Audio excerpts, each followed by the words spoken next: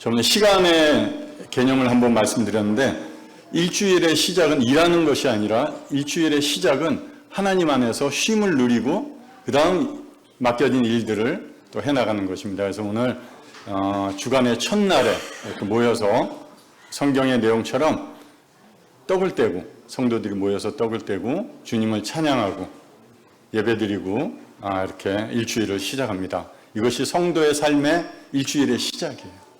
하루의 시작도 저녁이 되고 아침이 되니 하루가 지났다는 거 보면 하루의 시작은 저녁인 것 같습니다. 그래서 가정에서 편안하게 쉼을 누리면서 하루를 시작하는 이런 성도의 삶이 되기를 바랍니다. 아직 하나님과 관계가 좋지 않다면 올바른 관계를 맺으시기 바랍니다. 죄는 관계를 깨트린 거예요. 하나님과의 관계를 사람이 스스로 깨트린 거예요. 구원은 하나님 편에서 깨진 관계를 회복시켜주는 거예요. 그러니까 성경에 나오는 죄, 구원, 믿음, 회개 뭐와 연결되냐면 관계와 연결되는 겁니다. 내가 하나님과 어떤 관계에 있는지. 저는 여기 많은 성도님도 계시지만 성도와 성도의 관계로 있고요. 또 가족도 있으면 가족의 관계입니다. 여러분이 하나님과 어떤 관계에 있는지 한번 생각해 보시고 아무런 관계가 없다거나 내가 찾아오셔서 관계를 회복하고자 하는 하나님에 대해서 내가 거부하고 있다면 아직 올바른 관계가 안 되어 있다는 거예요. 그것을 하나님 뭐라고 그러냐? 죄라고 그럽니다. 그 부분을 잘 해결하시기 바랍니다. 오늘 제목은 왕의 잔치로 초대합니다. 이런 제목을 준비를 했습니다. 이 왕의 잔치의 초대는 즉 왕은 성경에서 보니까 하나님입니다. 하나님의 초청이 있습니다. 그것은 어디로 초청이냐? 하나님이 준비하신 구원, 그 구원의 잔치에 초대를 하시는 겁니다. 여러분 모두에게 이 초대장이 전해지고 있습니다. 성경의 본문을 보겠습니다. 마태복음 22장 1에서 14절을 보면 혼인잔치 비유가 납니다. 왕이 자기 아들의 혼인잔치를 준비하는 이것을 비유로 예수님이 많은 사람들에게 말하고 있어요. 한번 그 내용을 통해서 여기 계신 분들에게도 복음이 전해지면 좋겠습니다. 1절 예수께서 다시 비유로 대답하여 이르시되 천국은 마치 자기 아들을 위하여 혼인잔치를 베푼 어떤 임금과 같으니 천국이라는 것은 우리가 훗날 가서 있을 그런 곳인데 천국은 여기서 예수님 비유하기는 자기 아들을 위하여 혼인잔치를 베푼 이런 곳이다 이렇게 얘기합니다. 즉 잔치가 있는 곳이에요. 그것을 성경에서 예수님께서 비유로 말씀하고 있습니다. 그러면서 그 종들을 보내어 그 청한 사람들을 혼인잔치에 오라 하였더니 오기를 싫어하거늘. 여기 청함을 받은 사람이 있습니다. 왕이 자기 아들의 혼인잔치를 준비하면서 사람들에게 초청장을 보냈어요. 아무에게나 보내지는 않았던 것 같아요. 제가 예전에 대통령들이 대통령 취임을 할 때 뭐 100명인지 100몇십 명인지 이렇게 초청을 하더라고요. 그런데 아무나 초청하지 않아요. 굉장히 국민들 중에 뭐 선별돼 가지고 많은 논의를 거쳐서 그분들에게 초청장을 발송을 하고 초대를 합니다. 그럼 들어올 때 아무나 들어와요? 아무나 못 들어옵니다. 초대된 분만 그 초청된 자리에 앉을 수가 있는 거예요. 그래서 왕이 그 종들을 보내서 청한 사람들, 약속된 사람들에게 초청장을 보내드렸습니다. 그런데 뒤에가 그렇죠. 오기 싫어하더라. 여러분의 생각은 어떻습니까? 왕이 아니면 지금 현 대통령이 나를 만찬에 초청을 한다면 가시지 않겠습니까? 영광으로 알고 가고 뭐 전날부터 아니면 며칠 전부터 미장원도 가고 목욕탕도 가고 어떤 옷을 입을까, 새 옷을 사러 갈까, 신발 다양한 것들을 많이 준비를 할 겁니다. 여성분들은 또 피부샵도 가고 다양하게 그 초청하신 분이 굉장히 높은 분이고 그 자리가 굉장히 귀한 자리이기 때문에 그것을 사람들은 준비하려고 합니다. 그런데 성경에 예수님께서 딱 말씀하십니다. 오기 싫어하더라. 예전에 인도 최고의 갑부의 집에 그 아들 혼인잔치가 있었어요. 그래서 정말 이 실제 사는 집 같은 집으로 알고 있습니다. 인도에 굉장한 최고의 갑부로 알고 있는데 그분의 이 집에 혼인잔치를 준비했습니다. 진짜 실제 이 아들과 그 신부예요. 그래서 많은 사람들이 모였습니다. 여기에는 제가 요즘 하도 많아서 빌 게이츠, 그 다음 마크 저커버그, 그 다음 빈 살만, 사우디 황세자죠. 그런 분들뿐만 아니라 영국의 뭐 저명한 정치, 나라를 운영하는 총리들, 그리고 우리나라에서도 삼성의 이 CEO가 또 참석도 했고, 그래서 이분들이 아무나 들어갈 수 있는 곳이 아니라고 말씀드렸습니다. 초대장이 발송이 됐고 정중하게 청험을 했고 그 초청장을 가지고 이곳에 도착을 했습니다. 그런데 만일 이 초대 앞에서 말씀드린 것처럼 오기 싫어했다 해서 한 명도 안 오면 이 잔치가 어떻게 될까? 이 잔치가 이 왕과 초대한 왕과 그 혼인을 준비하고 있는 신랑 신부는 어떨까? 그 기분이. 실제적으로 비유를 예수님이 말씀하셨지만 왕의 초대에 거부한 자들이 있었다는 것이죠.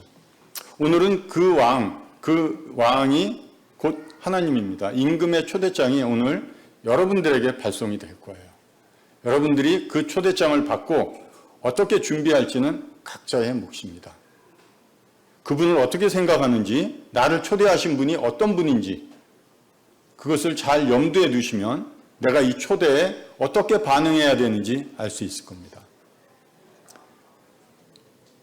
제가 어느 결혼식장은 잘 안 빠지고 가는데 그래도 안 간 적이 있어요. 안 간 적이 있어요.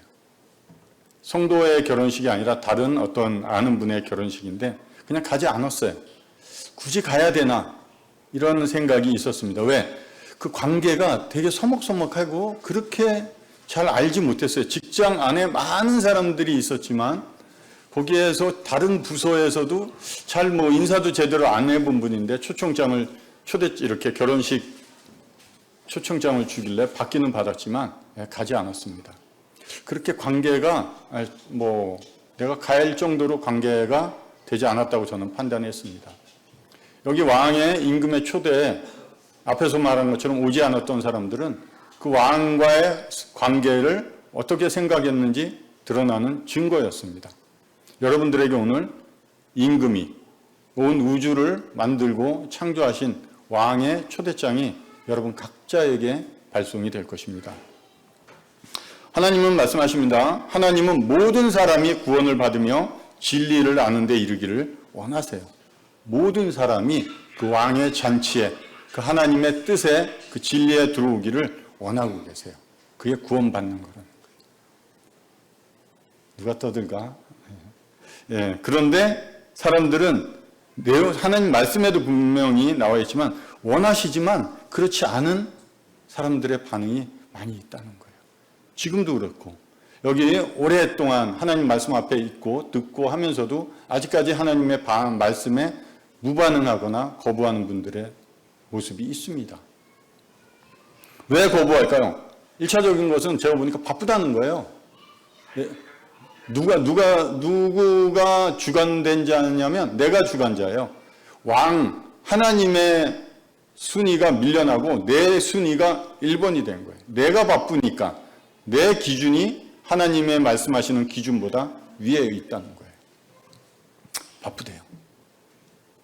우리가 전도하러 가거나 또 어떤 분 만나서 얘기하다 교회 한번 나오라고. 그 얘기하면 하필 한가하던 사람이 꼭 바쁘대요. 그럴 때 이렇게 핑계를 댑니다. 또 다음에 갈게. 하나님을 뒤로 미루는 거예요. 우선순위가 누가 된다고요? 내가 되는 거예요. 하나님이 우선순위고 하나님을 믿어야 돼. 하나님이 첫 번째 이렇게 말씀하는 게 억지로 말씀하는 게 아니에요. 성경에서 저도 보니까 하나님이 이 모든 것을 만드셨고 나도 그 중에 한 피조물이고 하나님이 주관자시고 주인이시라는 걸 명백히 얘기해주고 알려주고 그게 사실인 것이 믿어지더라고요. 그럼에도 불구하고 우리는 사람들이 그걸 알기 싫어하고 왜? 하나님보다 자기가 우선이 되고 내가 주인된 삶을 살아야 되는 거예요. 하나님의 주인된 삶을 살려면 내가 그 안에 종속이 돼야 된다는 생각을 갖고 있는데 사람들은 자기가 스스로 주인된 자리에 물러나기를 싫어하는 거예요. 하나님 뒤로 미루고 있습니다. 성경에 이런 마음을 이렇게 다루고 있습니다. 또한 그들이 마음에 하나님 두기를 싫어하며 하나님께서 그들을 그 상실한 마음대로 내버려 두사 합당하지 못한 일을 하게 하셨으니 하나님 마음에 두기 싫어요. 사람들의 거부는 그런 거예요. 그런데 하나님 억지로 사람들 마음을 열고 하나님을 믿어야 된다는 그런 성경적 복음을 강제로 주입시키지는 않습니다. 선택은 여러분들에게 주시는 거예요.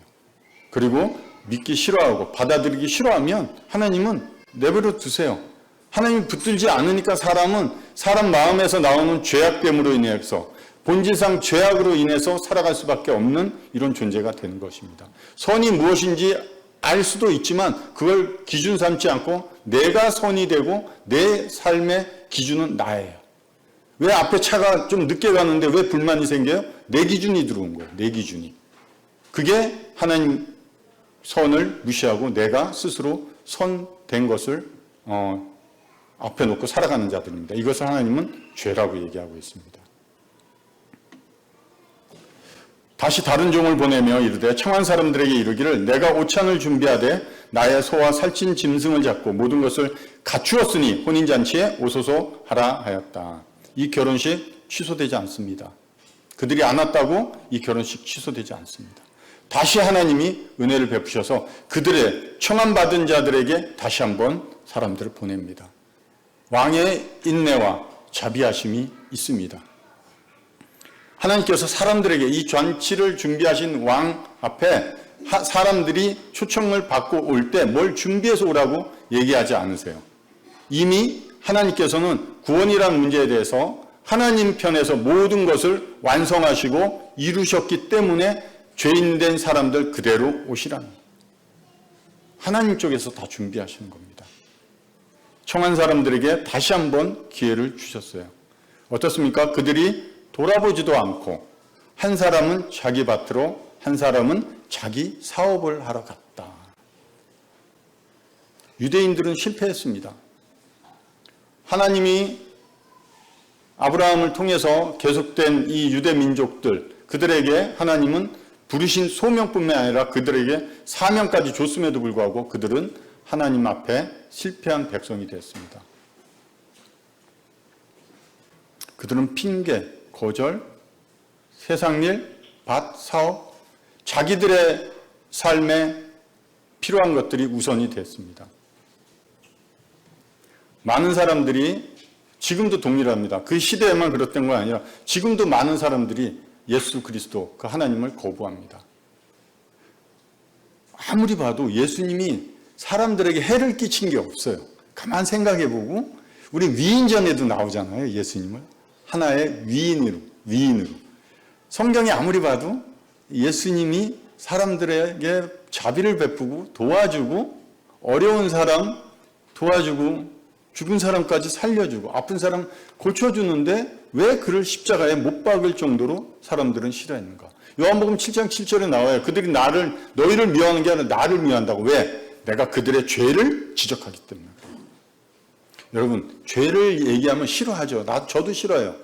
그러나 성경 분명히 얘기합니다. 죄가 더한 곳에 은혜가 더하다고. 죄가 깨달아지지 않으면 예수 그리스도의 십자가가 나에게 그렇게 필요한 이유가 될 수가 없어요.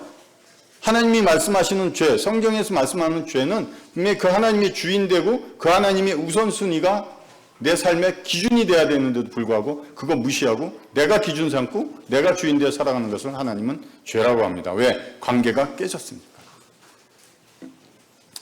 유대인들은 그와 같이 하나님의 선지자들을 거부하고 그리고 하나님의 주되심을 거부했습니다. 왜? 그렇게 계속해서 하나님이 어떠한 분인지 모르는 백성들이 아니라 알고 있었어요. 그러면서도 그들은 자신들의 삶이 우선이 됐습니다. 동일하게 지금도 그렇습니다. 하나님 좀 믿으셔야 됩니다. 바빠서. 뭐가 바쁜지.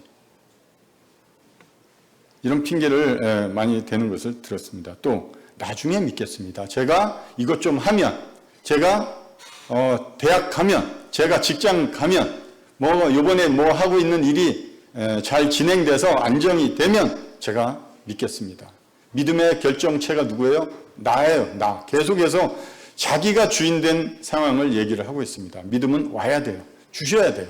그렇기 때문에 엎드려 구해야 되는 자세가 아니라 내가 때가 되면 내가 믿어줄게. 이것이 하나님 앞에 우리들의 마음의 자세입니다. 가장 큰 비극은 없는 것이 아니라 하나님의 초대를 무시하는 거예요. 그 하나님을 무시하는 거예요. 왕의 잔치, 그 인도 최고의 갑부의 초청장을 받고도 아무도 안 왔다면 그 갑부, 그 분의 권위나 그분의 호의를 무시하는 겁니다. 하나님은 자기 아들을 통해서 죄악된 우리를 부르신 겁니다. 올 수 있는 길을 마련해 놓으셨는데도 불구하고 그것을 미루고 거부하는 것은 그 왕을 거부하는 겁니다. 그 왕을 멸시하고 있는 거예요. 성경은 그렇게 얘기합니다. 그 남은 자들은 종들을 잡아 모욕하고 죽이고 임금이 놓아여 군대를 보내어 그 살인한 자들을 진멸하고 그 동네를 불살르고 많은 선지자들을 죽였습니다. 핍박했습니다. 마지막 보낸 아들 예수 그리스도를 그들은 십자가에 못 박았습니다. 결코 왕, 그 아버지께서는 그것을 간과히 여기지 않을 것입니다. 아버지의 권위만 무시했을 뿐만 아니라 아버지께서 보낸 사람들, 마지막으로 최종적으로 마지막 세대 그 아들을 통해서 복음을 전하기 위해서 보내셨음에도 불구하고 그들은 그 아들을 잡아서 십자가에 처참하게 죽였습니다.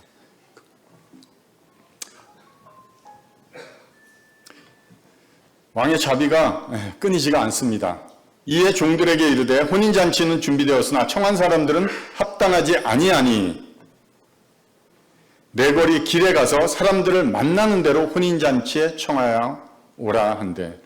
앞에서 청함받은 사람들은 두 번이나 거절했고 결국 왕의 평가는 합당하지 않다. 그들은 이 잔치에 올 수 있는 자격에서 왕이 평가를 내렸습니다. 합당하지 않다. 그래서 내거리, 이 내거리는 그냥 우리가 사람이 많은 거리를 얘기하기도 하고요. 국경과 국경을 넘는 그 경계선을 내거리라고 합니다. 왕의 특정하게 경계해뒀던 그 나라, 이스라엘 민족뿐만이 아니라 이제는 이스라엘 민족을 넘어서 이방인들에게도 이 복음이 하나님의 은혜가 전해지고 있는 것입니다. 모든 사람들을 오라고 합니다. 내거리에서 만나는 대로. 여러분 여기 와서 복음 듣는 거 이런 은혜가 있었기 때문에 여기서 복음을 들을 수 있는 거예요. 그렇지 않으면 아직도 이스라엘 백성은 저 이방인들 하나님의 택한 백성이 아닌 자들을 다 이방인이라고 해요. 자기들은 유대인 택한 백성이고 그들은 개처럼 여기고 있어요. 아직도. 그런 사람들이 많이 있습니다. 우리에게 이 복음이 전해졌습니다. 종들이 길에 나가 악한 자나 선한 자나 만나는 대로 모두 데려오니 혼인잔치에 손님이 가득하더라. 네, 여기도 지금 가득한 거예요. 이 잔치에 하나님의 초청에 응해서 오신 여러분들, 이 잔치에서 하나님이 준비하신 것들을 마음껏 누리고 즐길 수 있는 시간이 됐습니다. 풍족한 잔치입니다. 왕이 준비한 것은 결코 부족함이 없습니다. 우리가 생각하는 그런 것들, 어떤 것들이 있을지 모르지만 왕의 잔치는 부족함이 없습니다. 그러니까 인도 그 갑부의 잔치는 그 결혼식 예식 전야제라고 하는데 우리는 전날만이지만 몇 개월을 전야제 행사를 한답니다. 계속해서 축하를 한다고 그래요. 그만큼 부족함 없고 많은 사람들이 와서 즐기고 놀 수 있도록 배려를 해놨습니다. 그럼에도 불구하고 우리 하나님은 어떠한 분입니까? 모든 것을 만드신, 창조하신 그 하나님, 이 온 우주를 다 창조하신 그 하나님께서 준비하신 이 잔치. 왜 부족함이 없냐면 이 잔치는 아들 예수 그리스도를 통해서 만들어 놓은 잔치예요. 잠시 후에 또 보겠습니다. 악한 자나 선한 자나 모두에게 열려 있습니다. 여기 오신 분들 하나님 묻습니다. 너 과거에 뭐 했어? 너 지금 어떤 상태에 있어? 어떤 죄를 짓고 있어? 하는 어떤 신분, 과거, 지금 나의 상태, 어떤 조건을 물어서 이곳에 데려오지 않으셨다는 거예요. 이곳 잔치의 초청은 그런 것과 상관없이 정말 아무나 하나님이 만드신 모든 피조물, 사람들에게 베풀어준 하나님의 자비하십니다. 임금이 손님들을 보러 들어올새 거기서 예복을 입지 않은 한 사람을 보고, 이 많은 사람 중에 예복을 입지 않은 한 사람이 왕의 눈에 띄었습니다. 유대인 결혼식은 왕이 그 앞에서 예복을 준비합니다. 하얀 가운 같은 세마포로 만든 하얀 가운을 준비합니다. 그러면 들어올 때 종들이 나눠주면 그 옷을 그 위에다 걸쳐 입습니다. 그래서 그 잔치에 참여하는 거예요. 우리가 스스로 우리가 어디 앞에서 얘기했듯이 높은 분이 초청에 있을 때 갈 때 우리가 준비하는 것도 있지만, 유대인들의 이 예식에는 왕이 그 사람들의 입을 옷들을 준비를 합니다. 준비를 했는데 이 사람은 입지를 않았어요. 입지 않은 사람이에요. 이 사람을 눈에 띄게 한 사람이 눈에 띄었습니다. 여기서 이 한 사람이 누굴까? 제가 그런 생각, 여기에 많은 분들이 초청을 해서 예복을 왕이 주셨을 거예요. 아들 예수 그리스도를 통해서 주셨을 거예요. 그런데 입지 않은 한 사람이 있다는 거예요. 누굴까요? 누굴까요? 지금 생각하는 그분이에요. 지금 내가 예복을 입지 않고 있는 거예요.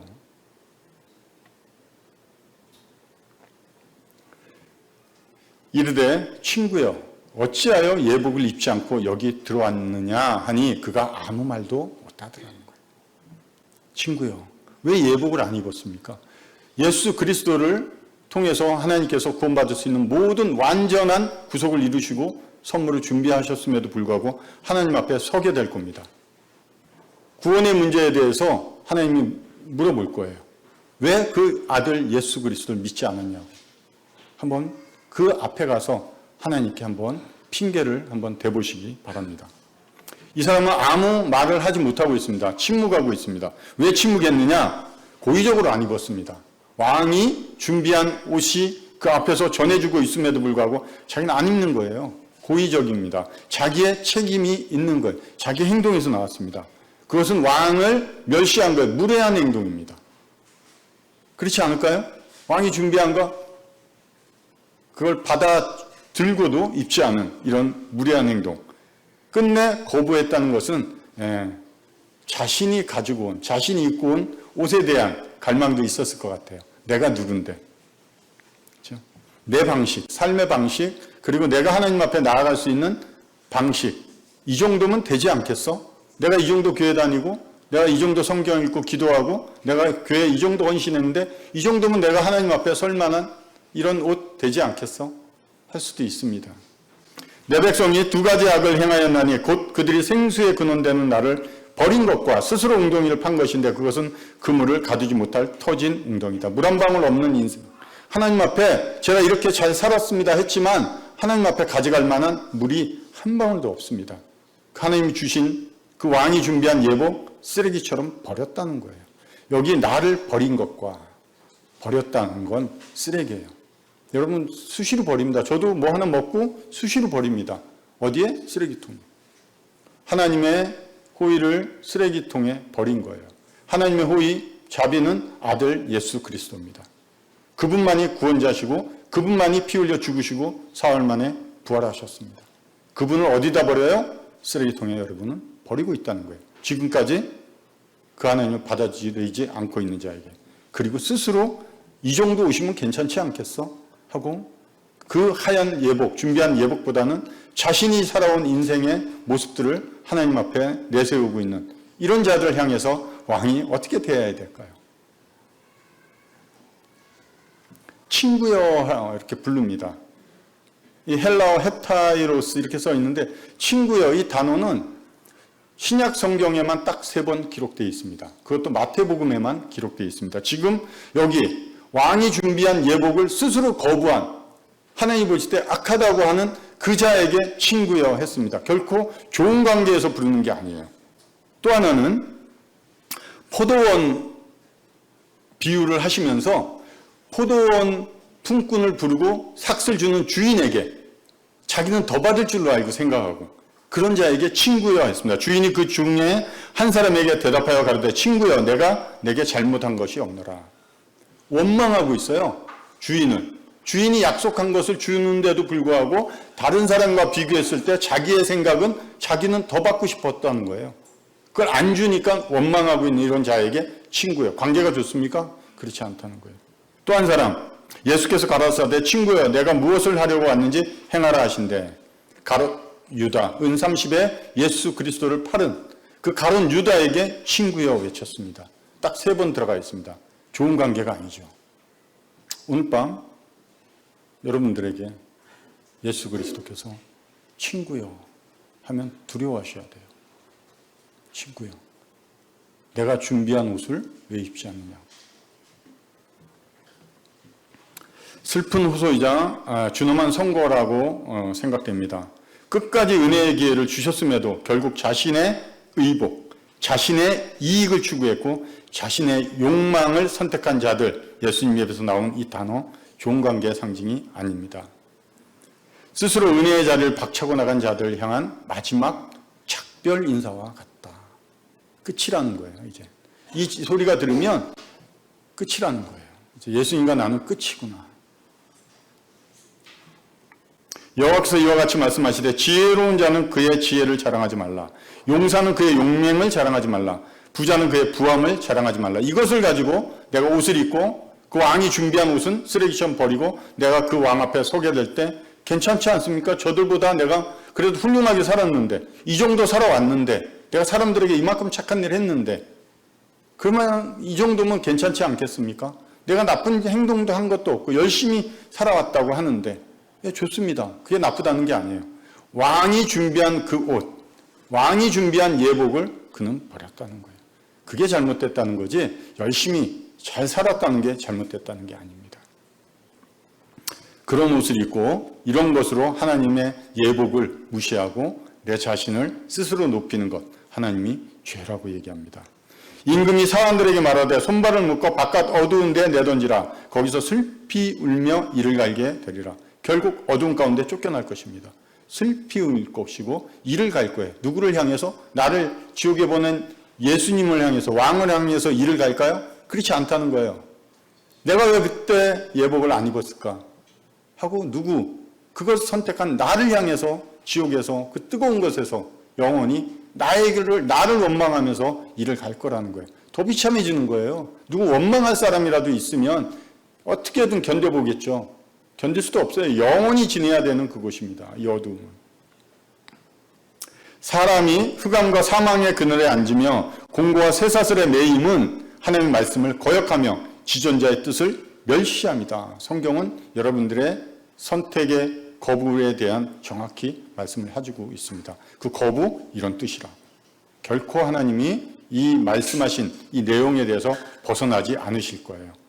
청함을 받은 사람은 굉장히 많습니다.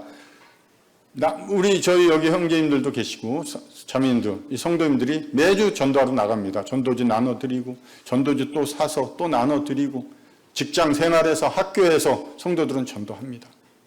한번 와보라고, 아니면 믿어보라고, 한번 읽어보라고. 많은 사람이 그런 기회를 접합니다. 잔치에 많이 와 있습니다.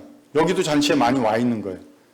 지금 잔치에 초대받았다고 해서 내가 천국에 간다고 착각하지 마십시오. 착각의 죄가 더 무서워요.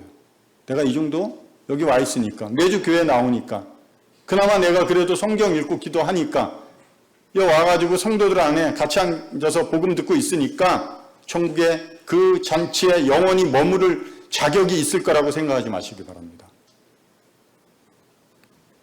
우리는 다 부정한 자 같아서 우리의 의는 다 더러운 옷 같으며 우리는 다 잎사귀같이 시들므로 우리의 죄악이 바람같이 우리를 몰아갑니다. 우리의 죄악이 우리를 몰아갈 거예요.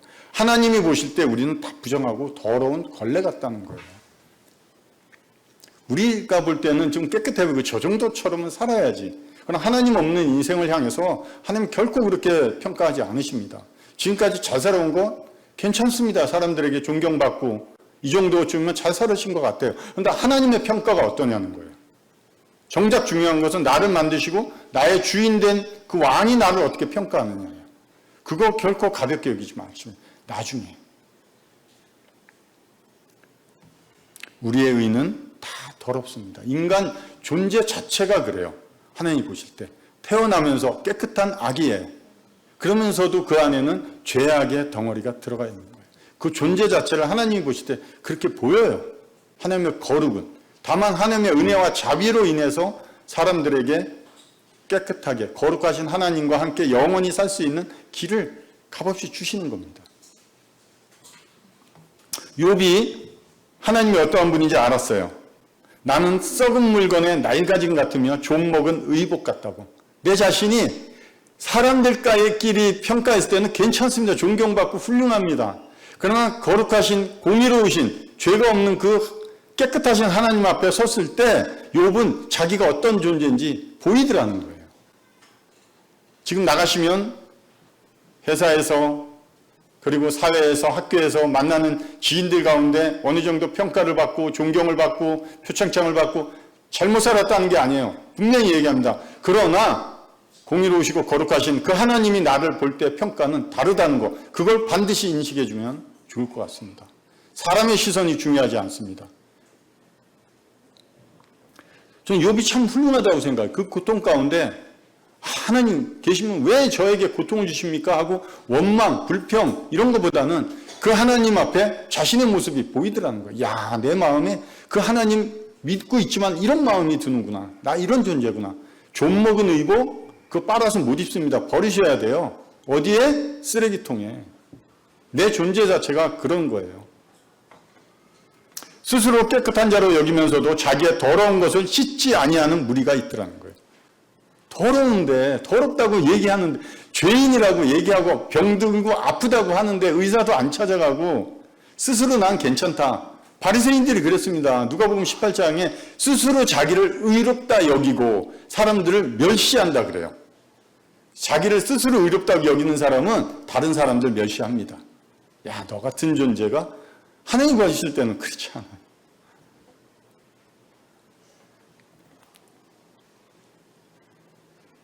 예레미야 말씀에 주 여호와의 말씀이니라 내가 잿물로 스스로 씻으며 네가 많은 비누를 쓸지라도 네 죄악이 내 앞에 그대로 있대요. 하나님이 말씀하십니다. 네가 그렇게 인생 사람들은 그러죠. 이만큼 죄를 지면 이만큼 착한 일 하면 뭐 되지 않겠냐? 예, 하나님이 얘기합니다. 그 죄악이 그대로 있을 거라고. 그 죄악이 그대로 있을 거라고. 세상의 어떤 것으로도 우리 사람의 죄악을 씻을 수 없다고 얘기합니다. 어떠한 조건, 어떠한 환경, 내가 어떠한 삶을 살아도 하나님 앞에 내가 하나님 보시는 내 죄악의 더러움을 씻을 수 없다고 하나님 말씀하고 있습니다. 저렇게 될까요? 얼마나 빨고 표백제를 넣고 뭘 하면 될까요? 하나님 안 된대요. 절대 저거는 될 수가 없대요. 내 존재가 어디에 있다고 생각하시나요, 지금? 어떤 옷을 입고 있다고 생각하시나요? 좀 괜찮아 보이시는 옷 입고 계신가요? 하나님의 평가에서. 예레미야에 구스인이 그의 피부를, 표범이 그의 반점을 변하게 할 수 있느냐? 할 수 있을진데, 할 수 있다면 악에 익숙한 너희도 선을 행할 수 있다. 선을 행한다는 건 하나님 앞에 설 수 있는 어떤 의로운 행위가 내 안에 나올 수 있다는 거예요. 구스인이 이제 피부가 검은 아프리카 흑인 우리 이렇게 그런 분이 피부를 다른 색으로 흰색이나 우리 황인처럼 변하게 할 수 있느냐? 없대요. 표범이 그 무늬를 변하게 할 수 있냐? 세상 무엇으로도 태어날 때부터 가지고 나오는 이 표범 무엇으로 닦고 뭐 표백제로 해도 그 표범의 무늬는 변하지 않습니다. 맞죠? 그러면 할 수 없다면 우리는 악에 익숙한 우리는 악밖에 할 수 있다는 게 아니에요. 그게 변할 수 있게 한다면 악에 익숙한 너희도 선을 하나님의 앞에 설 만한 어떤 선한 것을 행할 수 있대요.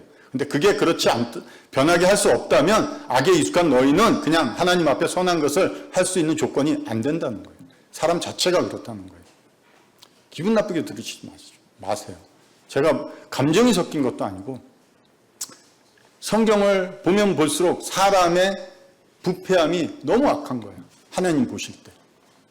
그게 인정이 돼야 돼요. 아, 기분 나빠. 예, 지금 기분 나쁘셔도 돼요. 하나님 앞에 서셨을 때 기분 나쁘면 기회가 없습니다. 그럼 어떻게 우리가 깨끗한 옷을 입느냐? 여호수아가 더러운 옷을 입고 천사 앞에 서 있는지라. 이것은 천사가 있다는 것은 거기에 하나님이 계시다는 의미입니다.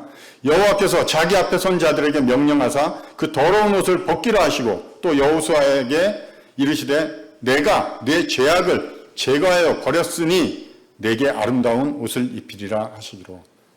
조건은 뭡니까? 하나님입니다. 하나님의 은혜뿐이 없습니다. 하나님께서 그에게 더러운 옷을 벗기라고 합니다. 죄 없어. 내가 용서해 줄게. 그냥 말씀할 수 없어요. 하나님 의로우신 분이기 때문에. 내가 너 죄를 가려줄게. 시편 32편에 내가 죄를 용서해 줄게. 그냥 죄를 용서해 주고 죄를 그냥 쓱 가려주면 이 하나님은 의로우신 재판장이 될 수가 없어요. 그 나에게 내려져야 될 그 죄를 그 아드님에게 부으셨어요. 그 아드님이 나에게 내려질 진노의 잔을 다 마셨고 십자가에서 내가 가지고 있던 나라는 존재의 죄를 예수님이 지시고 가셨습니다. 아버지는 그곳에 자신의 모든 진노를, 죄에 대한 진노를 쏟아 부으셨어요. 그리고 그 아드님이 감당하셨고 그 아드님이 모든 죄의 해결을 하셨다는 것을 인정하셨기에 그 아드님이 지금 보좌 우편에 계신다는 거예요. 그 죄 문제를 해결하셨던 내용이 있기 때문에 그 믿음으로 나온 모든 자를 죄 없다 용서해 줄 수 있는 겁니다. 그냥 용서해 줄 수는 없어요. 죄는 형벌이 가하지 않고는 그냥 용서해 주면 그 하나님은 의로우신 분이 될 수가 없어요. 그 아들 예수 그리스도가 모든 것을 이룬 내용이 있기 때문에 이것을 가지고 그 나오는 여러분을 용서해 줄 수 있다는 거예요. 내가 말하되 정결한 관을 그의 머리에 씌우소서 하며 곧 정결한 관을 그 머리에 씌우며 옷을 입히고 여호와의 천사는 곁에 섰더라. 완전하신 하나님의 구속의 내용들이 완성되었습니다. 여호수아가 뭐 한 게 있나요? 없어요. 그냥 가만 서 있었어요. 다 해주신 거예요, 하나님이. 여러분들이 구원에 있어서 하셔야 될 게 뭐 있어요? 그냥 하나님의 은혜가 주어지면 받고 그냥 이와 같이 입으면 돼요. 스스로 거기서 자꾸 내 감정, 내 죄성이 발동돼서 필요 없다고 스스로 기준을 가지고 하나님 앞에 나라는 존재를 드러내지 마시기 바랍니다. 가만히 있어 보세요. 하나님이 요구하시는 것은 딱 하나, 예복입니다. 그거 입으시면 돼요. 주는 거 입는데. 그렇죠? 다른 조건은 하나님 말씀하지 않습니다. 일한 것이 없이 하나님께 의로 여기심을 받는 사람의 복에 대하여 다윗이 이렇게 말했다. 불법이 사함을 받고 죄가 가려짐을 받는 사람들은 복이 있다. 이 복. 앞에서 얘기했듯이 하나님께서 불법을 사함을 받고 죄를 가려줄 수 있는 그 이유는 우리의 모든 죄를 그 예수 그리스도께서 십자가에서 감당하셨다는 것. 그 증거는 그분이 부활하셨다는 것. 그거예요. 그 아드님을 가지고 아버지는 여러분들을 용서할 수가 있고 저도 용서할 수가 있었던 것입니다. 이런 복이 여러분들의 삶에 참 복받았다. 어떤 특정한 우리가 원하는 것이 아니라 하나님과의 관계에서 하나님이 전적으로 주시는 은혜, 자비를 통해서 복받았다 이렇게 표현하면 얼마나 좋을까요? 누구든지 그리스도와 합하기 위하여 세례를 받은 자는 그리스도로 옷 입은 자들이라고 하나님은 분명히 얘기합니다. 제가 무슨 옷을 입고 있나요? 흰색 와이셔츠에 넥타이 그렇지 않아요. 저는 그리스도로 옷 입고 있는 사람이에요. 어디 나가서 모르겠습니다. 제가 스스로 평가하는 거 아니지만 야 하나님 믿는 사람이군요. 예. 요셉도 그렇고 야곱도 그렇고 많은 사람들에게 당신에게서 하나님이 함께 하심을 보았다. 하나님 보이는 존재가 아니에요. 그들의 삶을 통해서 하나님이 증거됐다는 거예요. 여기 많은 성도님들 밖에 나가서 교회 안에서 밖에 나가서 무슨 옷을 입고 다녀요? 오직 예수 그리스도를 옷 입고 다니는 분입니다. 그들은 아담처럼 언약을 어기고 거기서 나를 반역했다. 아담과 하와는 하나님이 먹지 말라고 한 선악과 따먹은 거예요. 하나님은 하나님의 말씀을 어긴 것을 그냥 단순히 하나의 뭘 잘못했다는 것이 아니라 하나님은 왕에 대한 반역이라고 얘기합니다. 죄는 반역이에요. 분명히 내가 그 하나님을 거부하고 있다면 내가 하나님을 반역하고 있는 거예요. 왕은 반역자를 절대 그냥 두지 않습니다. 이에 그들이 눈이 밝아져 자기들이 벗은 줄을 알고 무화과 나무 잎을 엮어 치마로 삼았더라. 이들이 부끄러운 이 모습을 가리기 위해서 입은 옷, 무슨 옷이에요? 나뭇잎이에요. 나뭇잎으로 그 부끄러운 옷을 입고 있는 겁니다. 이거 나뭇잎 시간 지나면 말라서 떨어지겠죠. 그럼 또 어떻게 해요? 또 따요. 또 나뭇잎 가서 또 따요. 또 가리고, 또 따고, 또 가리고. 계속해서 내가 죄를 지을 때마다 하나님 앞에 뭔가 가리려고 하는 조건들을 가지려고 할 겁니다. 그러나 겨울이 오면, 나뭇잎이 다 떨어지고 없으면 무엇으로 여러분의 인생의 부끄러움을 가릴 수 있겠습니까? 무엇으로 가리려고 생각하시나요? 그땐 가릴 게 없어요, 이제. 그 부끄러움 그대로 하나님 앞에 서야 돼요. 그럼 하나님이 그걸 원하셨나요? 그렇지 않잖아요. 창세기 3장에 여호와 하나님이 아담과 그의 아내를 위하여 가죽옷을 지어 입히시니라.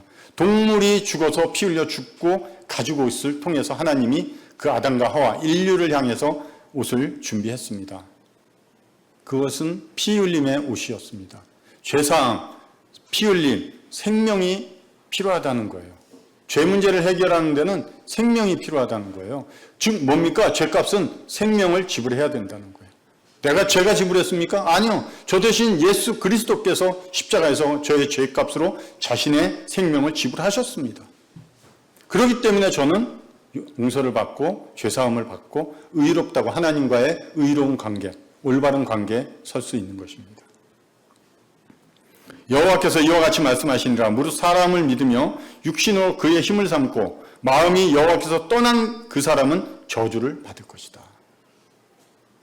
하나님 필요 없습니다. 지금 제가 이 정도면 이 세상 살아갈 만한데 이 정도 가지고 있고 이 정도 권위가 있고 이 정도 건강하고 이 정도 살아갈 만한 조건들이 제 삶에 있는데 제가 지금 하나님 뭐 필요합니까? 나중에 죽기 전에 제가 정말 천국이 있다고 생각 들면 제가 그때 가서 믿을게요. 지금은 가 계세요.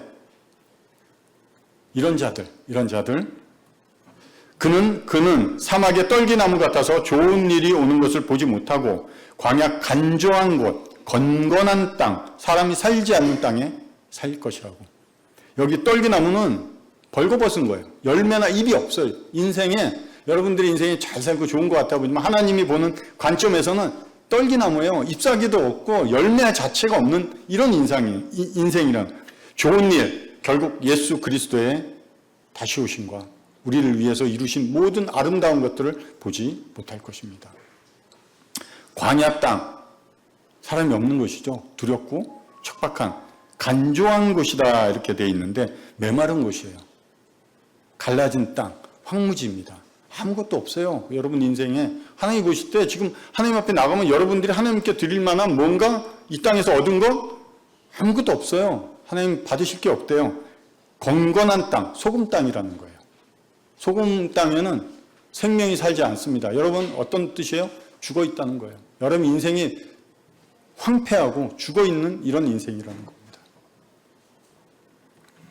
그러나 무릇 여호와를 의지하며 여호와를 의뢰하는 그 사람은 복을 받을 것이다. 하나님 알겠습니다. 감사합니다. 하나님 말씀을 듣고 그 하나님을 의지하고 내 인생의 주인이 하나님이라는 것을 알게 될 때 하나님이 제 인생의 주인입니다. 제가 지금까지 살아오면서 제가 주인 노릇하고 제가 의지했던 것 이제는 하나님을 의지합니다. 하고 하나님께 나아가는 자가 복이 있다는 거예요. 어떤 복이요? 그는 물가에 심어진 나무가 그 뿌리를 강변에 뻗치고 더위가 올지라도 두려워하지 아니하며 그 잎이 청정하며 가무는 해에도 걱정이 없고 결실이 그치지 아니함 같다. 왜 인생에 근심, 고통, 힘겨움이 없겠습니까? 물가에 있어도 그런 힘겨움이 있습니다. 예수 그리스도를 믿어도 인생에 고통, 힘겨움 이런 것들이 있어요. 그러나 그것이 나의 전부가 아니라는 거예요. 그 모든 것에서 나는 하나님을 의지하기 때문에 그런 환경 가운데서도 꿋꿋이 열매가 열리고 자라갈 수 있는 사람의 삶이 된다는 거예요. 내가? 아니요. 생명수가 되어주신 예수 그리스도. 우리의 삶이 그곳에 뿌리를 내리고 있기 때문에 그런 열매가 열리는 삶이 된다는 겁니다. 하나님이 그 아들을 세상에 보내신 것은 세상을 심판하려 하심이 아니요 그로 말미암아 세상이 구원을 받게 하려 하십니다. 하나님의 마음이 여기 담아져 있습니다. 사람 마음 같으면 어때요? 이 정도 악하고 아직도 그러면 쓸어버려도 되잖아요. 그냥 지옥 보내도 누가 뭐라 할 수가 없잖아요. 그럼에도 불구하고 하나님은 그렇게 안 하신다는 거죠. 아들을 보내신 것은 심판, 정죄의 기준을 보내신 것이 아니라 나를 구원하실 유일한 방법으로 보내신 것입니다. 한 분, 독생자라잖아요. 하나뿐이 아들, 그런 것도 있겠지만 유일한 방법이라는 거예요. 나로 말미암지 않고는 아버지께로 갈 수가 없다고 말씀하시는 그 아드님, 그 아드님이 나에게 오신 것은 너 이렇게 살아야 돼, 너 이래야 돼, 내가 너의 주인이야 라고 명령하면서 주권적으로 나의 삶에 개입하시는 것이 아니라 아버지 하나님께로 갈 수 있는 유일한 길로 자신을 내어주셨습니다. 그것이 십자가의 길입니다. 그분은 글로 누구랑 같이었어요? 홀로 가셨습니다. 여러분이 옆에 따라가셨나요? 그렇지 않습니다. 여러분 죄만 그 예수 그리스도의 어깨에 지어줬을 뿐입니다. 그분은 그것을 지고 묵묵히 아버지께서 원하시는 그곳으로 가셔서 화목 제물이, 즉 대속 제물이 되어 주셨어요. 대속이라는 거. 누가 내 대신 내 생명의 값을 갚아줄 수 있겠습니까? 할 수 없습니다, 저는. 하나님이니까 당연히 하셔야지, 그것도 아닙니다. 아버지의 뜻입니다. 그것에 순종하셨습니다. 나는 예수 그리스도의 의의 예복을 입고 있는지 한번 점검해 보시기 바랍니다. 없다면 달라고 그러세요.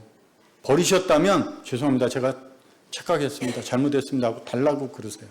왜 그러셔야 되냐? 왜 그러셔야 되냐? 천사가 내게 말하기를 기록하라. 어린 양의 혼인잔치에 청함을 받은 자들은 복이 있도다 하고 또 내게 말하되 이것은 하나님의 참되신 말씀이라 하기로. 정확하게 얘기해. 이거 하나님이 하시는 말씀이에요. 참된 말이라고. 어린 양의 혼인잔치가 남아있습니다. 그곳에 초청을 받으실 거예요. 근데 성도는 이제 그 혼인잔치에 신부의 모습으로 갈 겁니다. 하얀 드레스, 결혼하면 신부들이 입는 그 드레스 평생 한 번 입어본다고 하는, 지금은 뭐 여러 번 입는 분도 있습니다, 보니까. 근데 평생 한 번 입는 그 드레스, 얼마나 신중히 고르고 자신의 모습이 자기가 봐도 아름답고 그 예복 준비하지 않고 그냥 이러고 가시겠습니까? 내가 괜찮은 옷이야 이거 집에서 이러면서 신부 입장할 때 짠 하고 나타나시겠습니까? 그렇지 않다는 거예요. 사람 생각을 해도. 하나님께서 준비하신 이 어린 양의 혼인잔치, 아들 예수 그리스도의 혼인잔치가 아직 남아있습니다. 그곳에 청함을 받으셨어요. 합당한 예복을 준비하셔야 됩니다. 오직 예수 그리스도로 옷 입는 것, 예수님을 믿는 믿음만이 그 잔치에 들어갈 수 있는 유일한 방법입니다. 잔치에 들어가는 것을 넘어서 그 잔치에 영원히 앉아서 그 잔치를 누릴 수 있는 유일한 조건입니다. 잠시 있다가 나오는 거 아니에요. 그 잔치에 여러분들 가만히 생각하시고 내가 합당한 예복을 어떻게 준비해야 될지 모르면 물어보시고 그리고 성경을 펴보시고. 초대는 열려 있습니다. 그러나 영원히 열려 있지는 않습니다. 분명히 하나님이 마감하는 때가 있다고 말씀하셨습니다. 그러나 지금 은혜 받을 만한 때요. 지금 구원의 날이랍니다. 언제? 지금입니다. 내일은 내 것이 아니에요. 내일 이거는 우리 것이 아닙니다. 그렇게 하는 자는 하나님 앞에 어떠해요? 내일 자기가 주인이에요. 오늘 내 주인도 나예요. 그런 뜻입니다. 하나님 오늘뿐입니다. 저에게 어린 양의 혼인잔치에 참석할 수 있는 그 예복을 저도 입기를 원합니다. 이런 마음으로 하나님께 물어보시고 성경 읽으시고 도움을 받으셔서 이 땅에서 7, 80년이라고 하는데 그 기간도 알 수는 없지만 잘 준비하시는 이런 분들 되시기 바랍니다. 기도하겠습니다.